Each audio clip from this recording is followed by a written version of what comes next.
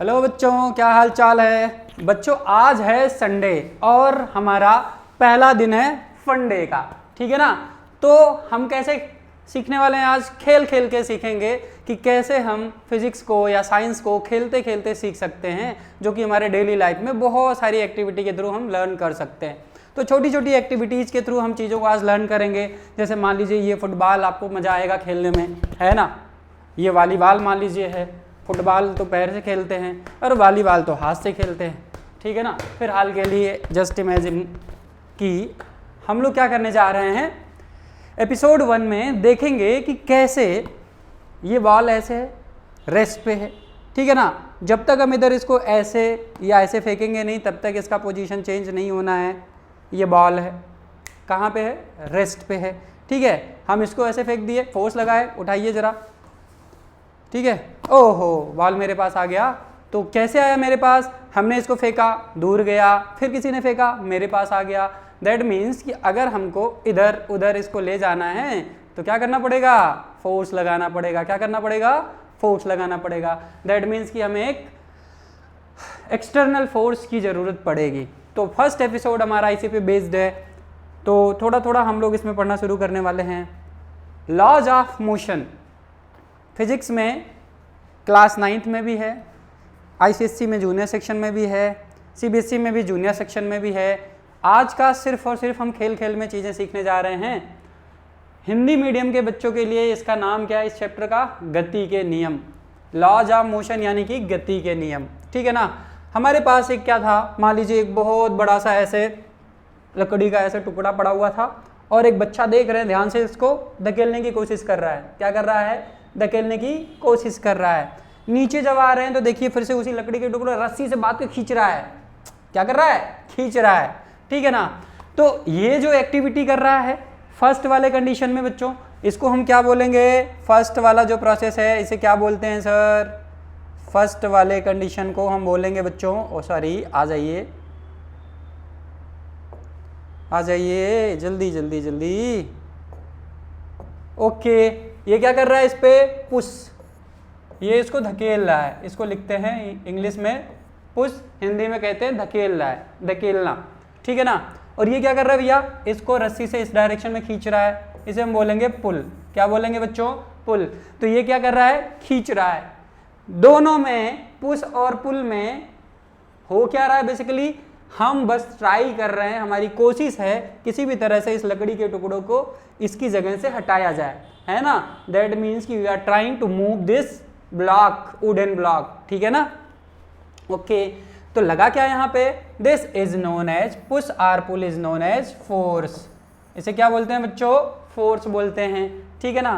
तो that means कि हमने फोर्स का डेफिनेशन सीखा, पुश या pull is known as force, ठीक है ना। नेक्स्ट मूव करते हैं हम। लॉज ऑफ मोशन में सबसे खास बात आता है कि ये बच्चा जब फोर्स लगा रहा है, हो क्या रहा है, ये लकड़ी का टुकड़ा हिलने की कोशिश भी नहीं कर रहा है। क्यों नहीं कोशिश कर रहा है, क्योंकि इस लकड़ी के टुकड़े के अंदर अपना एक प्रॉपर्टी, एक गुण है। क्या है, एक प्रॉपर्टी या गुण है कि इस बच्चे द्वारा लगाए गए फोर्स का अपोज करना। क्या करना, विरोध करना या अपोज करना, अपोज करना, अपोज करना, या इसी को हम कहते हैं विरोध करना, विरोध करना, ठीक है ना। इसी को हम बोल देते हैं फोर्स, या इसी को आप हिंदी माध्यम के बच्चे बोलते हैं बल, या क्या बोलते हैं बच्चों, बल बोलते हैं। बात समझ में आया, चल अब आगे हम बात करने वाले हैं इनर्शिया के। इनर्शिया क्या होती है, किसी भी वस्तु के अंदर, किसी भी ऑब्जेक्ट के अंदर कितनी एबिलिटी है एक्सटर्नल फोर्स का अपोज करने की, that is known as inertia. Resistance to change, यानी कि खुद में परिवर्तन नहीं होना चाह रहा है, खुद में परिवर्तन। ये बॉल ऐसे है, जब तक हम इसको ऐसे पकड़ के इधर नहीं ले जाएंगे तब तक ये खुद से इधर उधर नहीं जाएगा। तो हम जब इसको इधर ले जाने की कोशिश कर रहे हैं तो इस ऑब्जेक्ट के अंदर, इस बॉल के अंदर एक ऐसी प्रॉपर्टी है हमारे द्वारा लगाए गए एक्सटर्नल फोर्स का अपोज करने की। This is known as resistance to change, और इसी को हम बोलते हैं बेटा इनर्शिया बोलते हैं। क्या बोलते हैं? इनर्शिया। हिंदी माध्यम के बच्चे इसे जड़ता नाम से जानते हैं। किस नाम से जानते हैं? जड़ता। जड़ता का मतलब होता है परिवर्तन का विरोध करना या परिवर्तन का विरोध। ठीक है बच्चों, चलिए आगे देखते हैं भैया। एक बॉल है या फुटबॉल है, ये हमारे लिए फुटबॉल है। ओके, फुटबॉल आया, हम जब तक इस पे फोर्स नहीं लगा रहे हैं, ये बॉल ऐसे रखा हुआ है, जब तक हम इस पे ऐसे फोर्स नहीं लगा रहे हैं ये बॉल मूव करने वाला नहीं है। तो ये बॉल मूव तब तक नहीं करेगा जब तक हम इस पे एक्सटर्नल फोर्स नहीं लगाएंगे, बाहर से बल नहीं लगाएंगे। चलिए भैया, अब हम क्या लगाने वाले हैं? फोर्स लगाने वाले हैं।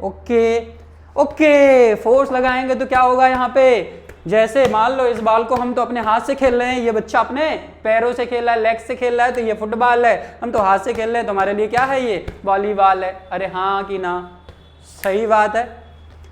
तो इस बच्चे ने इस बॉल पे क्या लगाया? फोर्स लगाया। जैसे कि मैं क्या कर रहा हूं? इस पे फोर्स लगा रहा हूं, तभी इसका पोजीशन क्या हो रहा है? चेंज हो रहा है। बात समझ में आया? गुड।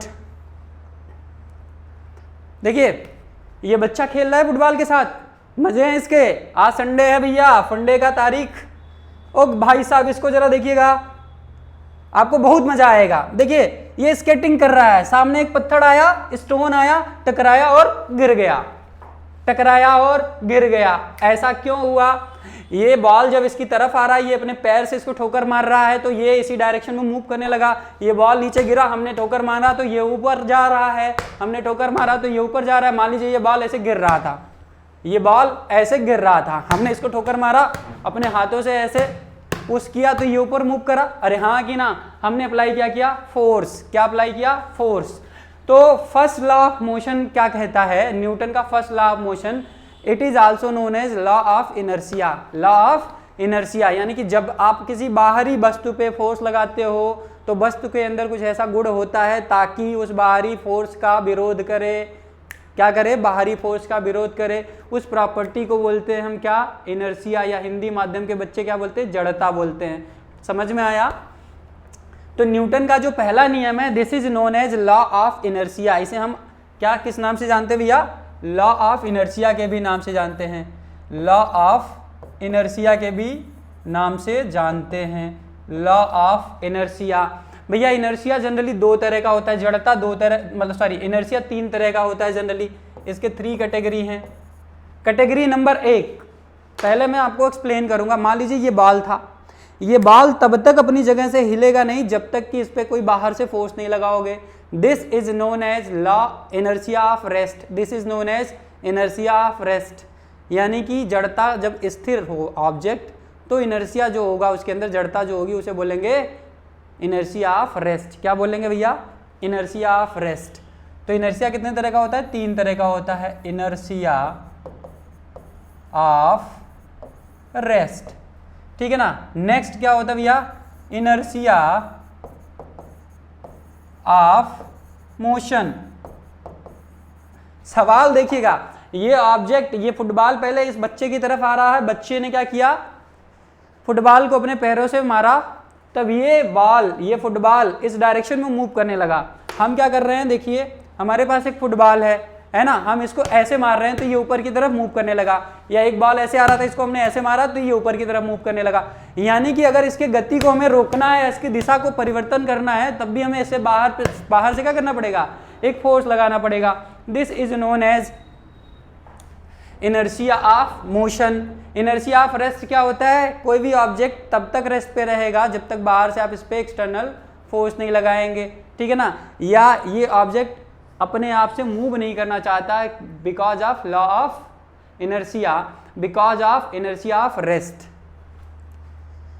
अब देखिए ये क्या कर रहा है? ये यहाँ पे पत्थर है, ये बेचारा बच्चा चल रहा था, सडन ये पत्थर आया इसके रास्ते में, स्टोन आया, तो ये स्टोन ने क्या किया? जिस प्लेटफॉर्म पे ये खड़ा हुआ है, इस स्टोन ने क्या किया?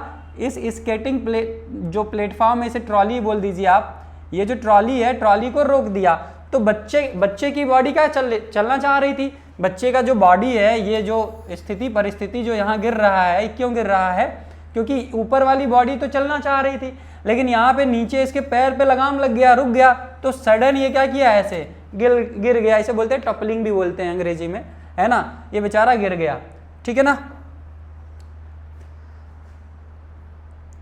तो यहाँ पे हमने क्या देखा, लॉ ऑफ इनर्शिया में पहला इनर्शिया ऑफ रेस्ट समझ लिया, दूसरा इनर्शिया ऑफ मोशन समझ लीजिए, तीसरा बेटा कैटेगरी इसमें क्या होता है, inertia of direction, inertia of direction. जरा मैं समझा दूं पहले, इनर्शिया ऑफ रेस्ट क्या होता है कि कोई भी वस्तु तब तक रेस्ट पे रहना चाहती है जब तक कि उस पर बाहर से आप फोर्स ना अप्लाई करो। इनर्शिया ऑफ मोशन क्या है, इनर्शिया ऑफ मोशन का मतलब ये होता है कि कोई वस्तु तब तक ये मोशन में रहना चाहती है जब तक कि बाहर से आप इस पर एक्सटर्नल फोर्स ना अप्लाई करो। मान लो ये ऑब्जेक्ट ऐसे गिर रहा था, तो जब हम इस पर फोर्स ऐसे अपने हाथ से इसको पकड़ लिए तब ये रेस्ट पे आ गया, ऐसे पकड़ लिए, ओहो पकड़ लिए। देखिए ऐसे इस ऑब्जेक्ट को हम पकड़ लिए, उसको उठाइए ज़रा, ये बार बार गिर रहा है। हम इस फुटबॉल के साथ प्रैक्टिस करते हैं क्योंकि ये कम उछलेगा, वो ज़्यादा उछल रहा था, मेरे ही पास आ गया उछल के, ठीक है ना। तो देखिए बच्चों, ये ऐसे नीचे गिरा, हमने इसको पकड़ लिया, हमने इस पर क्या लगा दिया, फोर्स लगा दिया। तो ये फुटबॉल तब तक मोशन पे रहता जब तक भी इस पर बाहर से फोर्स नहीं लगाता। हमारे हाथ ने क्या किया, इसको पकड़ लिया, एक एक्सटर्नल फोर्स लगा दिया। अरे बात समझ में आया, तो ये ऑब्जेक्ट रेस्ट पे आ गया। इनर्शिया ऑफ मोशन क्या कहता है, इनर्शिया ऑफ मोशन आपको समझ में आ गया। इनर्शिया ऑफ डायरेक्शन का क्या मतलब है, ये देखिए ध्यान से, ये ऑब्जेक्ट ऐसे आ रहा था, ये वस्तु, ये फुटबॉल ऐसे गिर रहा था नीचे की ओर, हमने क्या किया, इस पर ऐसे फोर्स लगा के इसका डायरेक्शन चेंज कर दिया, ऐसे इसके फोर्स लगा के इसका डायरेक्शन चेंज कर दिया। बात समझ में आया। तो कोई भी ऑब्जेक्ट तब तक अपना डायरेक्शन चेंज नहीं करता, तब तक अपना दिशा परिवर्तन नहीं करता जब तक कि बाहर से उस पर बल ना लगे, या कोई भी ऑब्जेक्ट अपना डायरेक्शन ऑफ मोशन चेंज तब तक नहीं करेगा जब तक कि उस पर एक्सटर्नल फोर्स ना अप्लाई हो। ये बॉल देखिए ध्यान से, तो ये बॉल ऐसे इधर चल रहा था, जाना तो इसको ऐसे चाहिए, बच्चे ने ठोकर मार के इसको क्या किया, दूसरे डायरेक्शन में भेज दिया, ठीक है ना। आई होप आपको थोड़ा बहुत समझ में आ गया होगा। अब थोड़ा सा मैं पीछे लेकर आऊँगा इस चीज़ को, ये फिर से इस एक्सपेरिमेंट को मैं बता दूँ, क्योंकि इनर्शिया ऑफ डायरेक्शन कहीं ना कहीं, चलिए इनर्शिया ऑफ डायरेक्शन को आपको ध्यान में रखना है क्योंकि ये इंपॉर्टेंट होता है, बार बार आपको ध्यान में रखना पड़ेगा। इस पर कुछ सवाल भी बनते हैं, छोटे छोटे सवाल। इसका एक्चुअली डायरेक्ट सवाल नहीं आना है, इसका इम्प्लीमेंटेशन आना है, कहीं यूज आना है, ठीक है ना। चलिए मूव करते हैं। देखिए first law talk about how to overcome inertia when an unbalanced force is applied. जो न्यूटन का पहला नियम है वो ये बताता है कि जैसे लोग कहते हैं कि जैसे मान लो हम कार में चल रहे हैं, ठीक है ना, तो जब आपके पापा या मम्मी बैठे होते कार में तो कहते हैं बेटा सीट बेल्ट लगाओ। सीट बेल्ट क्यों, क्योंकि उनको पता होता है कि जब सडन ब्रेक लगेगा या स्पीड अप होगा तो आपकी बॉडी या तो पीछे जाएगी या तो आगे जाएगी। तो आपको सेफ रखने के लिए, आपको सुरक्षित रखने के लिए सीट बेल्ट लगाना जरूरी होता है, ठीक है ना। और ये सबसे अच्छा एक्सप्लेन कौन करने वाला है, first law of motion explain करता है to overcome inertia when an unbalanced external force is applied, ठीक है ना।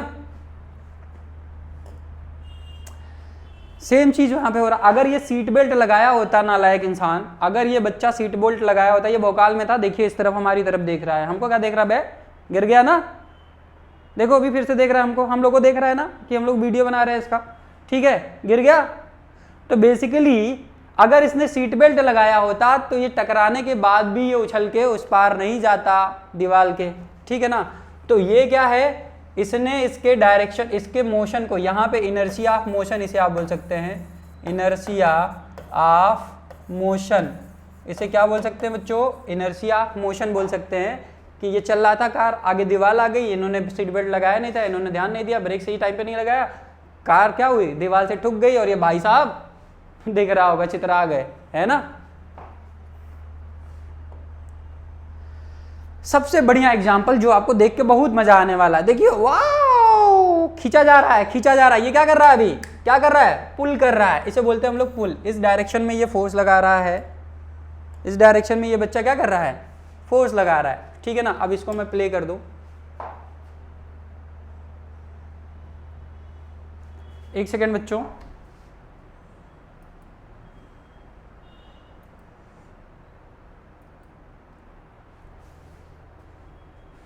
ओके, थक गया बच्चा लगाते लगाते। राउंड 2 जरा देखिए क्या हो रहा है यहाँ पे। पहले ये कोशिश कर चुका खींचने की तो थक गया था, अब देखिए अब एकदम जोर लगाएगा, ओ गिरने वाला है, गिरने वाला, गिर गया बेचारा, क्या कर लेगा। जितनी औकात थी उतना इसने फोर्स लगा दिया।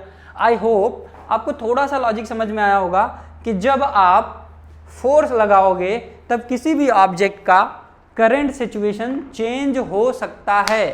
किसी भी वस्तु का करंट सिचुएशन, करंट स्टेट या प्रेजेंट स्टेट उसे बोल सकते हैं, वो चेंज हो सकता है मैं बोल रहा हूँ, चेंज हो सकता है। क्यों हो सकता है? इसकी जो बातें वे खास बातें हैं, इसको जनरली जब आप सिलेबस को बहुत ब्रॉड लेवल पे पढ़ेंगे तो आपको समझ में आएगा कि जब तक नेट अनबैलेंस एक्सटर्नल फोर्स नहीं लगाओगे तब तक कोई भी वस्तु अपना प्लेस, अपना स्थान या जिस कंडीशन में है उस कंडीशन को छोड़ के किसी और नए कंडीशन में नहीं जाती है। ठीक है ना? तो ये बच्चा हमारा क्या कर रहा था, बहुत मेहनत किया इसने, पहले खींचा फिर इसको धकेलने की कोशिश किया, धकेल तो नहीं पाया लेकिन खींच लिया था, है ना? तो आई होप आपको फर्स्ट एपिसोड समझ में आया होगा। ऐसे हम लोग अभी और भी बहुत सारे एपिसोड आपको देने वाले हैं, ठीक है ना? तो छोटे छोटे ऐसे इंटरेस्टिंग फैक्टर को जानने के लिए हमारे चैनल के साथ जुड़े रहिए। Thank you.